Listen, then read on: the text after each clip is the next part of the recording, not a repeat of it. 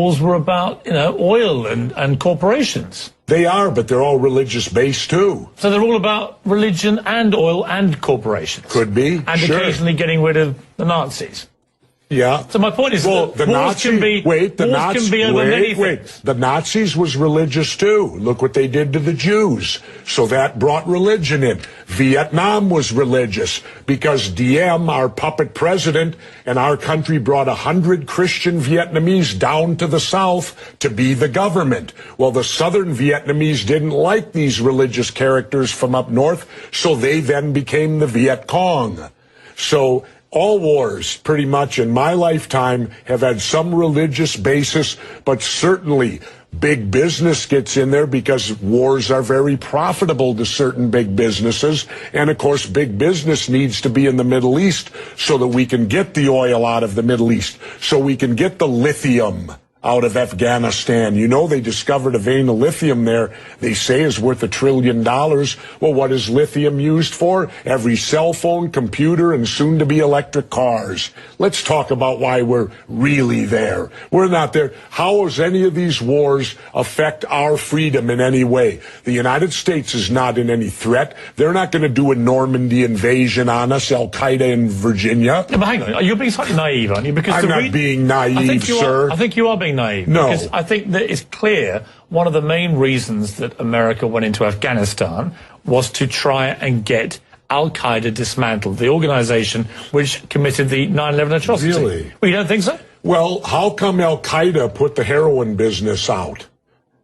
They took all the poppy growers and stopped the production of heroin. What would you have done? Wait, now how much of that illegal heroin was propping up the international banks with laundered money, and when it dried up, the first recession happened? Well, now that we're back in there, we aligned with the poppy growers, and the heroin business is back up full swing again. I thought we fight a war on drugs here. All right, Jesse, we're not. What would you have done on September the 12th, 2001? What would you have done if you'd been president? What would I have done? Yeah. I would have done a legitimate investigation to find out what exactly happened on 9/11. How did they know who did this so quickly like they did Lee Harvey Oswald?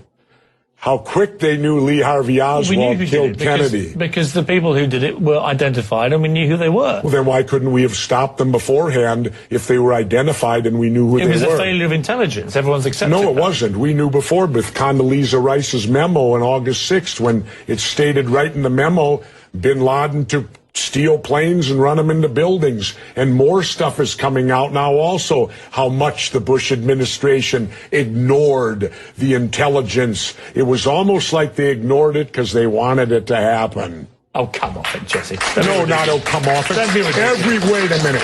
Every war fought starts with a false flag operation. You can't, in all seriousness, sit there and try and make out anybody. Okay, let me ask you this, Piers. Wait a minute. Let me ask you something. How much studying have you actually done of 9/11 other than what the government's told you and what mainstream media has told you? I've been studying it 4 years. I was editor of a national newspaper. I've talked to people. Wait a minute. In depth every day for 5-6 months. Really? So I know a lot about it. Well, one thing I do know is, let me ask you this then. You cannot say that any member of the Bush administration knew it was going to happen or wanted it to happen. It's a ridiculous thing to say. Ridiculous. Okay, let's talk about your BBC.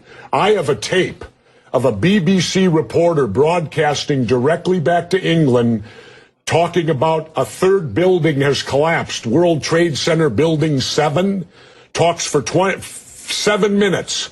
All the while she's talking, World Trade Center Building 7 is still standing right behind her. It didn't fall for another half hour. Yet they were doing a pre-broadcast back to England that, yes, it's true, you need to that this building fell and it hadn't fallen yet. If you're trying to make out the British Broadcasting Company, one of the most respected news organisations in the world, was inventing huge buildings falling over, you need to have a break, Jesse. We'll come back after the break. Fairly heated debate about various theories that you have about 9/11 and so on. Let's move on to... and the government only has a theory. Right, well, the government has No, factual... this is a theory. Their theory is 19 Islamic radicals armed with box cutters defeated our multi-billion-dollar air defense system, all while conspiring with a bearded guy in a cave in Afghanistan. That is exactly what happened. That's their theory. No, that's not a theory, it's a fact. That's their theory. No, Jesse, that's a it's fact. I think you make some very sensible points, and you make some crackpot points. That's your opinion? Yes. How many people here think I make crackpot points? Yeah? One. How many think I make sensible points? You're in a minority, my good friend. You're the minority.